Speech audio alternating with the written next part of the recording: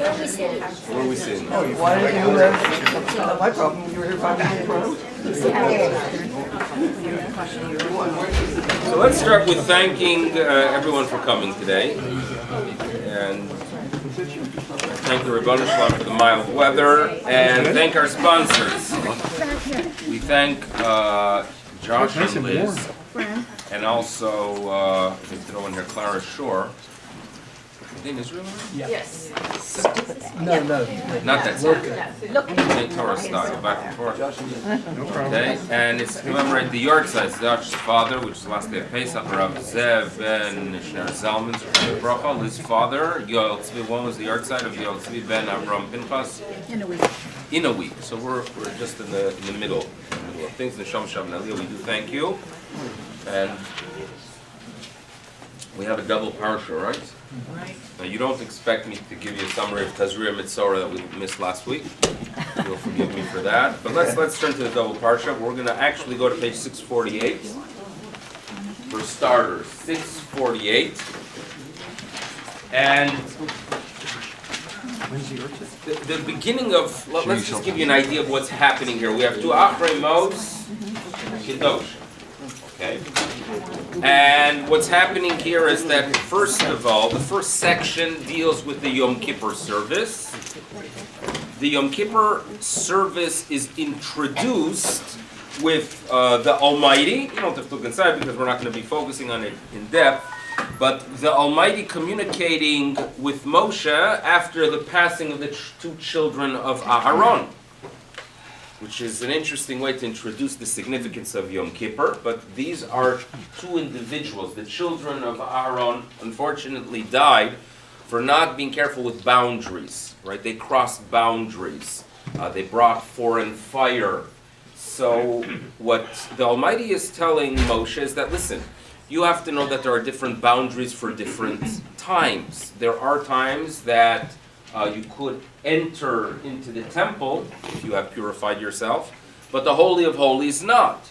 You want to enter into the Holy of Holies, well, that's designated only for Aaron HaKohen and only on Yom Kippur, and let me tell you about the Yom Kippur service. Now, so it comes out that the information provided about the Yom Kippur service is linked back to what occurred with the children of Aharon.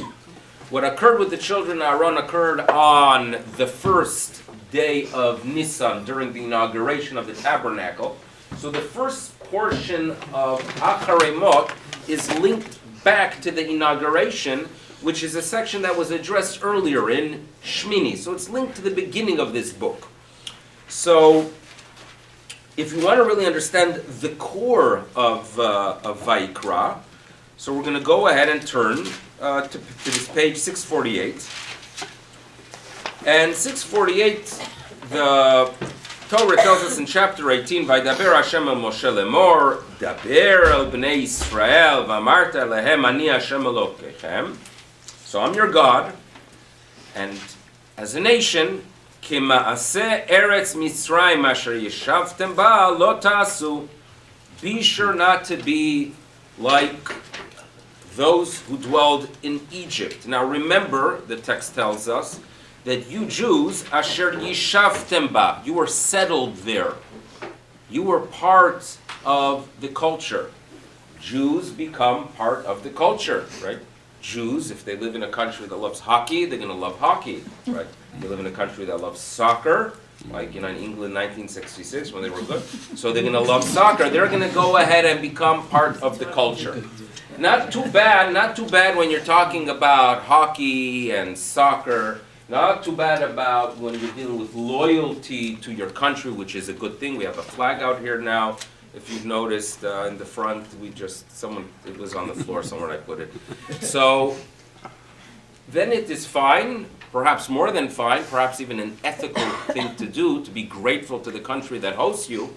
But if you're living in Egypt and you study the culture there, and you start analyzing what Egyptian life is about, a pagan culture, there are no limits, there are no boundaries. You fulfill your own personal desires, and it is mixed into the religion. Because quite often the priests, right, who have others following them, wants to do whatever he desires, and like many periods, if you study about the Catholic Church, you could read about the popes and their lifestyles, indulgences, and other areas of weakness. If that becomes the essence of a culture, and the Jews believe they have to become part of that society, we have some serious issues here. So therefore, statement number one is, you should know, as a nation, I took you out of Egypt, but you lived in Egypt and yeshaftem ba, you were settled.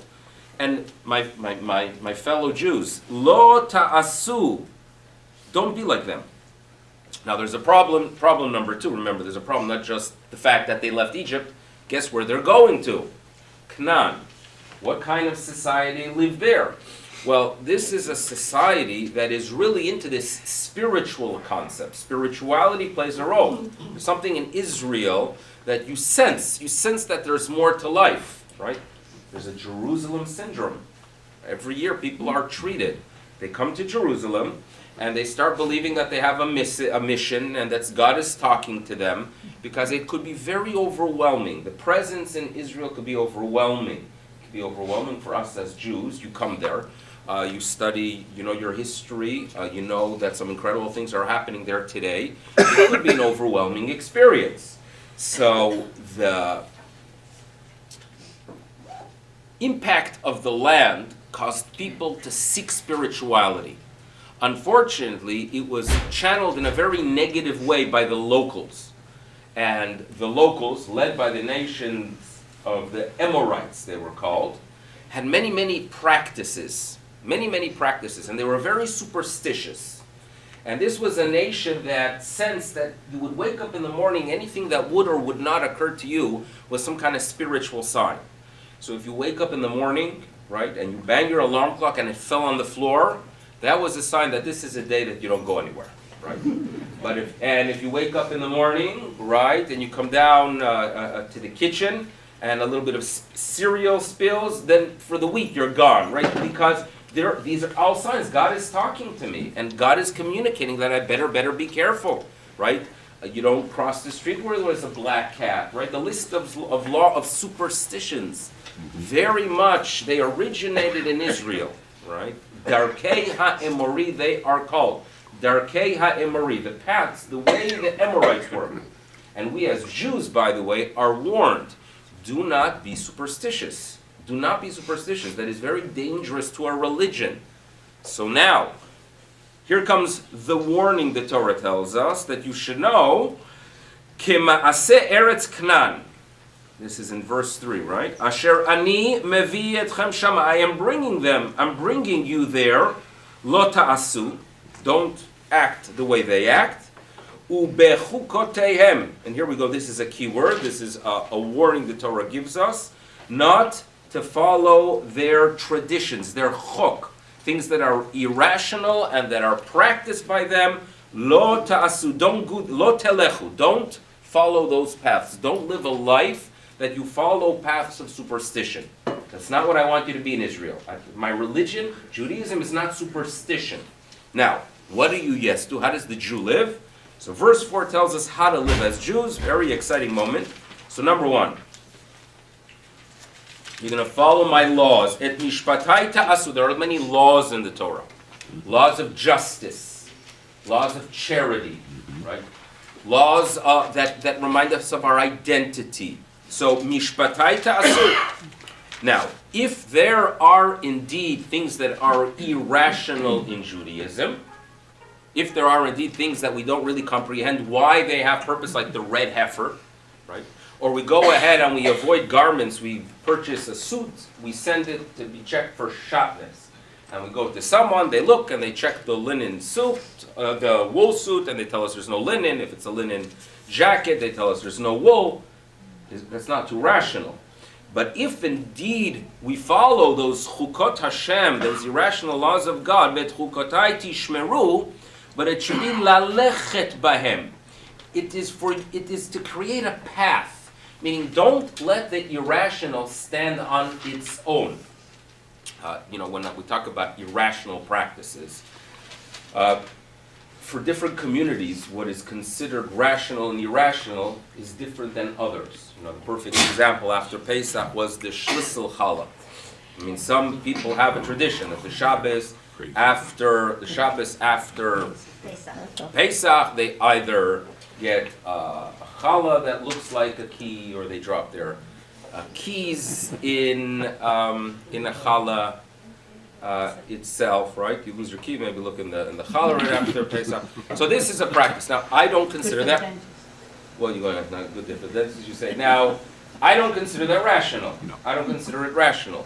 Now, would I label it as a practice of the Emorites?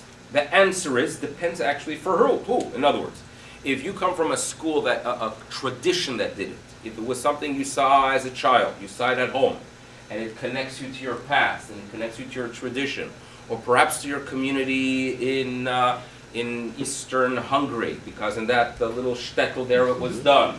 And then you read about the great rabbis that told people to do it, and you are inspired by their acts of kindness. So if it becomes something that establishes a path in your Judaism, you should do it. Do it, really. If on the other hand you come from a Litvisha background, right? And you come from a rational Litvisha background, and then you hear that some people do it, and you ask them why, and they say that it's a skula, that if you go ahead and you do it, you'll have good parnasa. And you believe, you know what? I might as well throw a key in. Why not? Why not? A key is $1.25. A parnasa at times, when you're spending a lot of money, you sure could use an extra $30,000, $40,000. What's the big deal? Let me try throwing in a key. So wait, you're doing it on its own without it creating a path for you, without connecting to anyone, without turning to a teacher that's going to guide you. You just think that it's some kind of magic. That is something you avoid, because then there's no path. It's just standing on its own.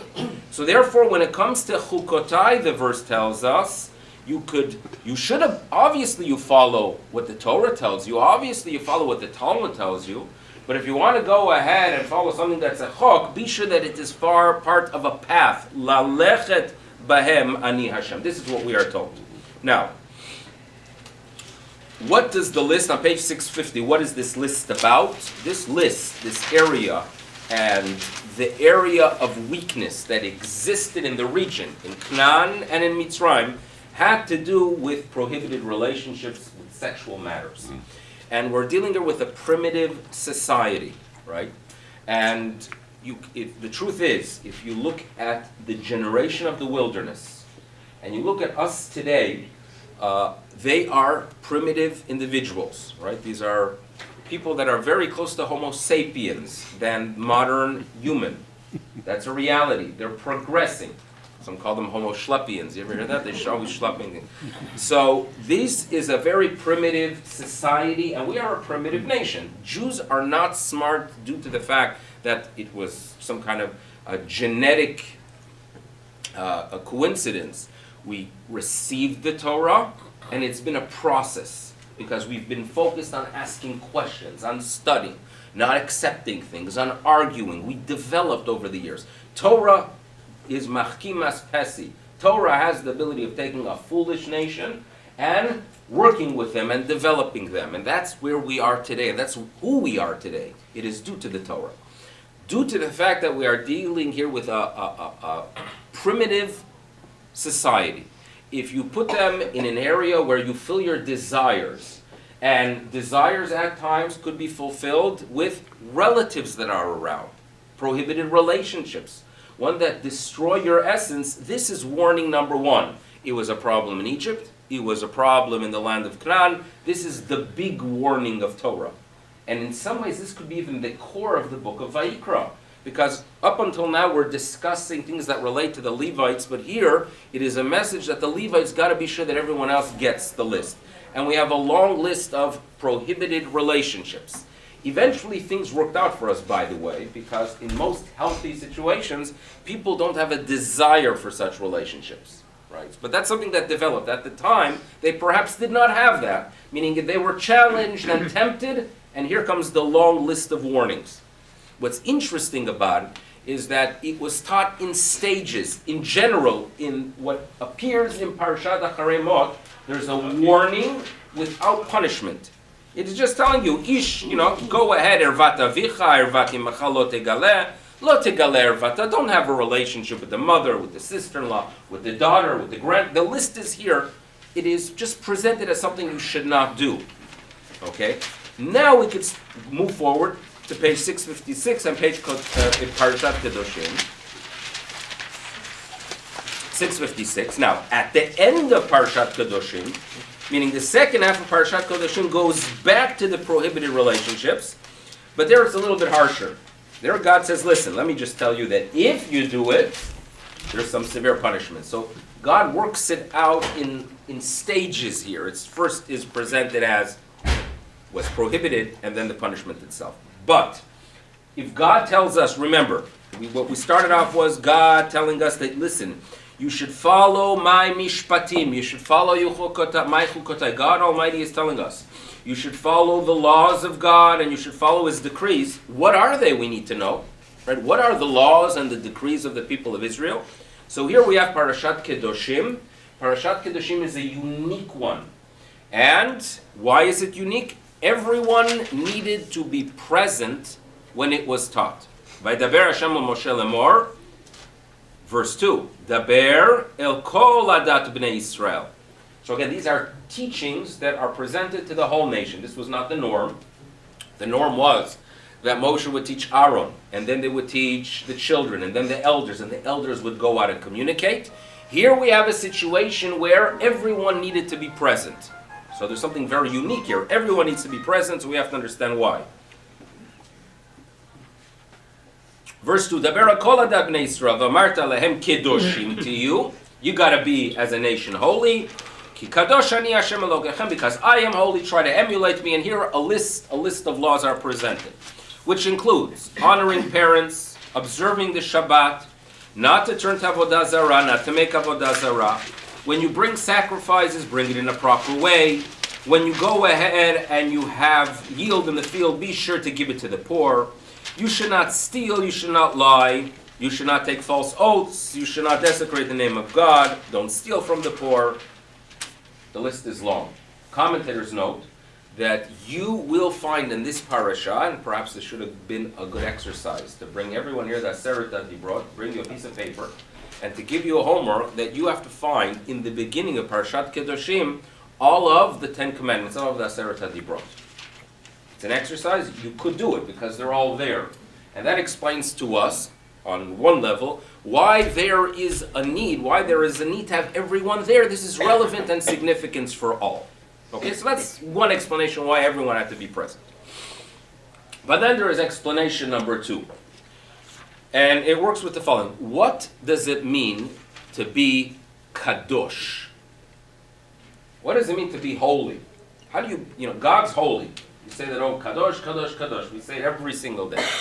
What does it mean to be holy for a person? Like holy, we always assume it means someone that's detached, right? Is that what we are supposed to be, completely detached from the world? Obviously not, because Friday night, when we want to go ahead and make kiddush, we're not using something that detaches us from the world. We use a beverage that really symbolizes physical pleasure, which is wine. So what exactly is this idea of kadosh? So, comes the Ramban, Nachmanides, in the 13th century, and he tells us the following, which is a fundamental rule in Torah.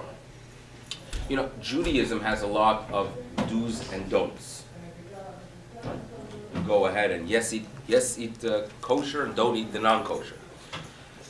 But is that all what it's about? Meaning what's permissible, what's prohibited, and then enjoy the rest of life. I had one of my kids, Hill, spent a Pesach in a Pesach hotel. And it's supposedly an experience, from what I hear, right? And it seems to be that the children of Israel were given the ability to eat for 8 days straight. That's what they could create magnificent... 3 meals a day. What? 3 meals a day. 3 meals a day, plus in between. Another 3 meals. 6 meals a day. So they would tell you, listen, it's mahadrin, right? It's obviously mahadrin. It's gebrox free. That God forbid none of the matzah came in contact with water. But go ahead and eat for 8 days straight. Okay. Now, I'm going to ask a question. Well, wait a second. Why, if I would have the ability to do, why only eat for 8 days straight and enjoy things? Do it for 365 days. Okay, Yom Kippur I can, so we'll go down to 364. I keep the rabbinic fasts. Okay, so in other words, what is really life about? That's the question. And Nachmanides is telling us the following, that you should know.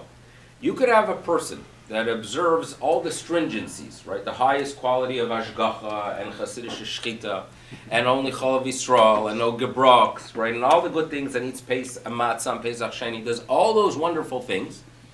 But nevertheless, he is, in his words, in the words of Nachmanides, a Naval Birshut HaTorah, a denigrated, a person that is low within the parameters of Torah. Because that's not what life is about. Life is not about just enjoying everything to the max. That is not what our existence is about. Naval, the key words that are given. Naval Bireshut HaTorah. Okay, this is what Nachmanides is telling us. When the Torah tells us, Kedoshim to you be holy, what we are being told is there's more than just following what is prohibited and permissible. Okay? There is, don't make your life a goal of just having pleasure. Achieve something greater, right? Have an impact on others. Do acts of kindness, right? Think about the Jewish community. Think about the needs of our nation, right? Physical needs, spiritual needs, right? The value of Eretz Yisrael building. There's so many things that are so much greater than just giving ourselves the pleasure of an enjoyable dessert. There are so many greater things that we could achieve. Now, for some, notes Nachmanides, for some, being involved in pleasure will distance them from Torah and Torah values. And again, they're following every halacha. There's no question here. They get the highest standards. For some, getting involved in pleasure, getting involved in eating everything they could, will distance them. But it's not one size fits all. This is a key rule here in Judaism. It's not a one size fits all. You know, I get asked the question sometimes. We're in the Omer period now, right? That there's a period of mourning between Pesach and Shavuot. And over the years, things developed. The way the halacha evolved was that we don't mourn for the whole period of time between Pesach and Shavuot, but rather you mourn for 33 days out of this 49-day period. What 39 days? So there are different traditions. There are those that start by Pesach and it ends by Lag BaOmer, and therefore, you have weddings, for example, after Lag BaOmer. And then there are those that start, among Ashkenazi communities, many started on Rosh Chodesh Iyar. Many believe that the Ashkenazi community started Rosh Chodesh Iyar because the Crusades and the communities they destroyed in 1096 started from that period, from Rosh Chodesh Iyar through Shavuot. Fine. So this is the Omer period. So among the things we don't do during the Omer, I mentioned weddings, haircuts are mentioned during that 33-day period. And now there's a great 17th century authority that says that we don't have communal dances. Right? Remember, you see old footage from 1948 in Israel where there are communal dances, right? So that is something that you don't do during the Omer. Now comes the 20th century, and there is a new way of celebrating music, not with live instruments, but with recorded music. Is that included or not? Question. You ever get that question? Is recorded music permissible or prohibited? Most people like clear-cut answers, yes or no. Right? People don't like given it's more demanding when you get an answer of depends, which I give that answer at times. People, it's more like don't depend. You just give me the bottom line.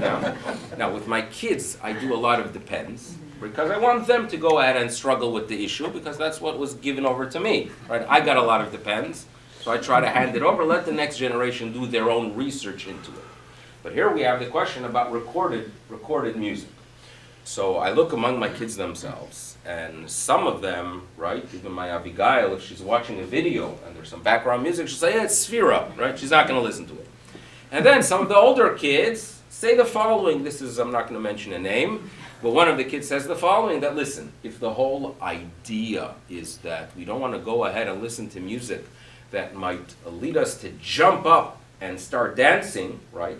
So that makes sense if it is some kind of a disco, or there's this fellow called Avicii that passed away. If you're talking about heavy metal, I'm trying to think something that relates to a different generation a little bit better. If it is something that will indeed lead you to start dancing, perhaps there's an issue there. But if I'm listening to classical music, right, you've never been at a hall where they're playing Beethoven, right, and people jump up and start dancing. Or maybe yes? When you do see sometimes André Rieu, if you've ever seen him perform, and he has some kind of a waltz on the Danube, perhaps people will jump up and start dancing. But what he's claiming is that it depends on the music itself. That's the svara that was presented by one of the older kids. So what do we have here? We have a situation here of something that's a practice, that you have a way of looking at it in a permissible way and a prohibited way, right? Does that sound ridiculous? Not at all. Because it works as follows. I myself take this idea of the Omer as a time to reflect. We are told that the disciples of Rabbi Akiva passed away during this period of time, and it was due to the fact they did not respect one another. They lacked respect for one another, and I start thinking, wait a second, the Omer is a time that connects Pesach to Shavuot. Pesach to Shavuot symbolizes a time of spiritual growth. Sometimes a person who wants to grow spiritually thinks that it's a personal journey and thinks that he is reaching heights, but interacting with another human being could be very agitating.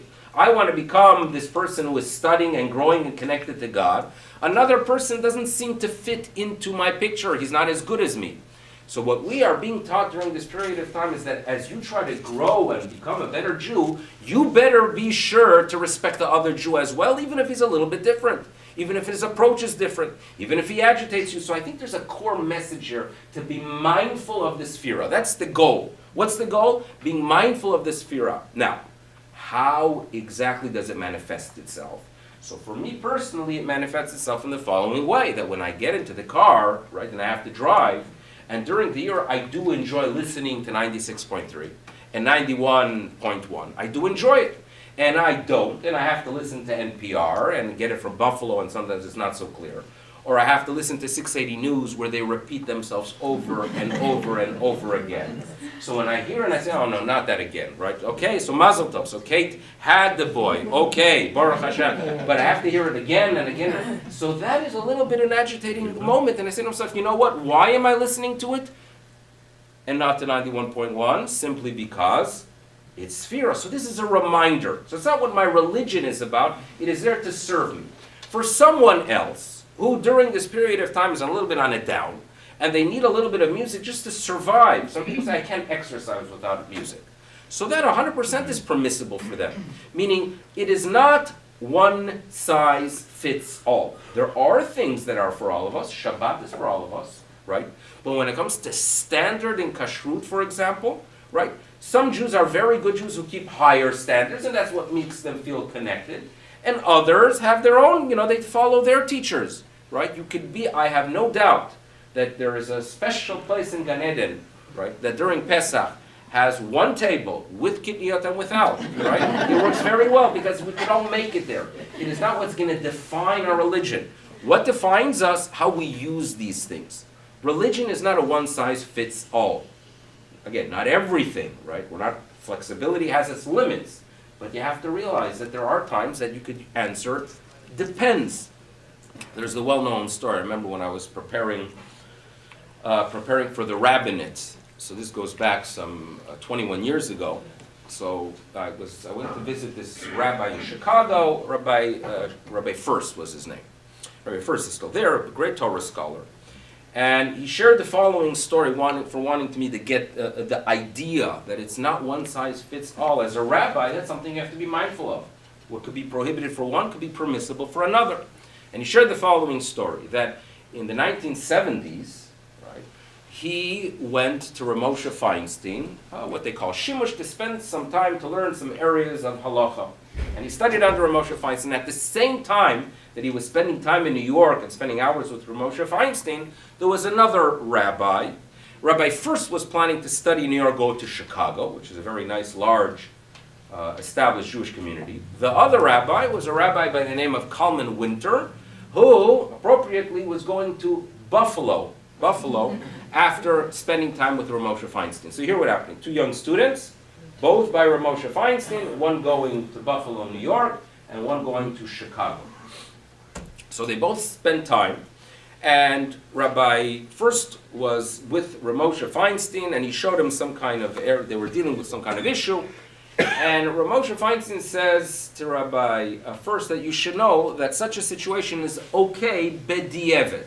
B'di'evet meaning, not in its ideal form, post facto you could allow it. Okay? Now, next day, Rabbi Winter is spending with Rav Moshe Feinstein some time, and he happened to ask him the exact same question, and Rav Moshe Feinstein says to Rabbi Winter, that's 100% fine. No issue at all. Okay?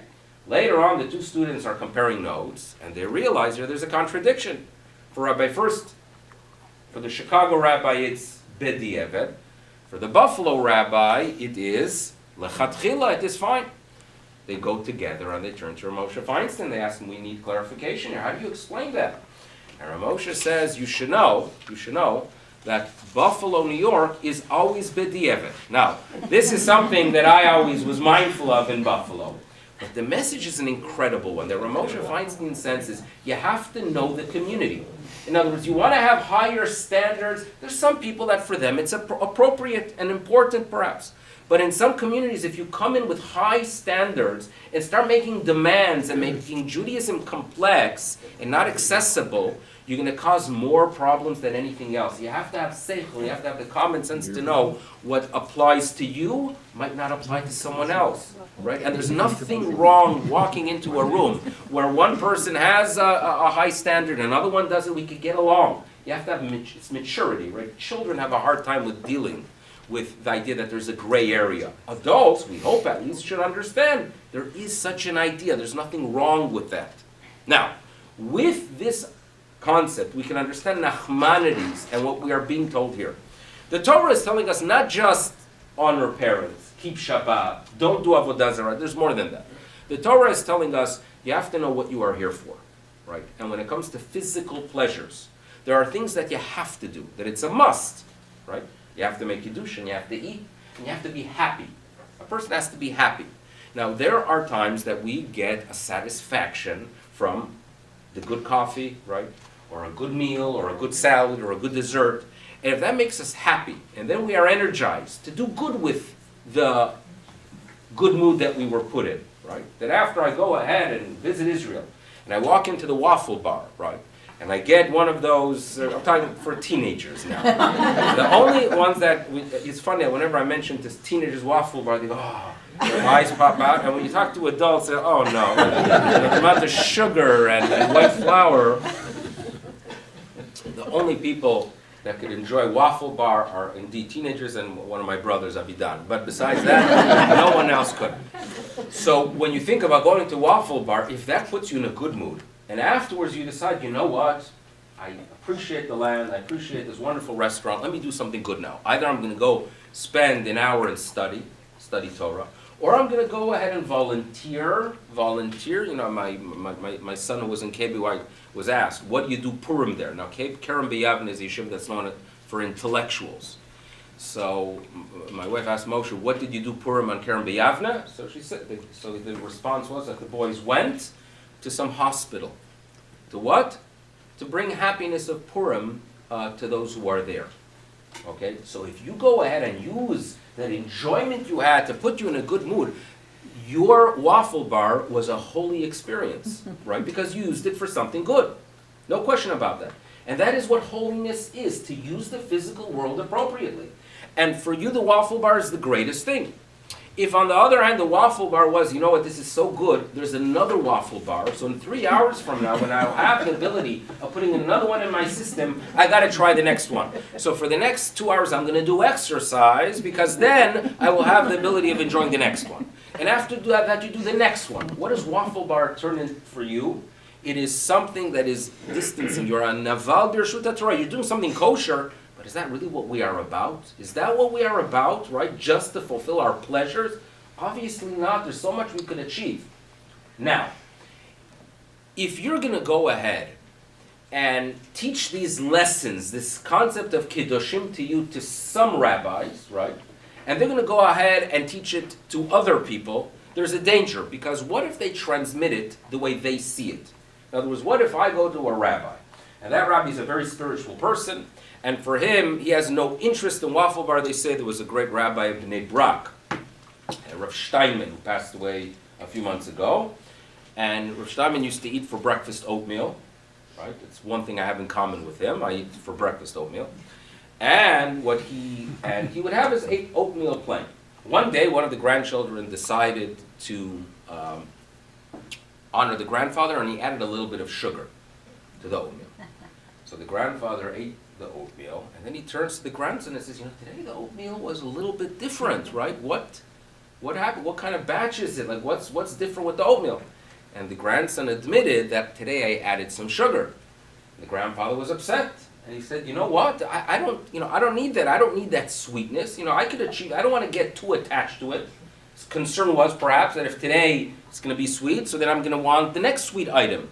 For him, he felt that's something that is too much of an attachment to the world. Now, imagine if such a person would become the educator of teenagers, right? And he has young 14-year-olds walking in, and he tells them, halachically speaking, you're not allowed to have any sweetness in your oatmeal, right?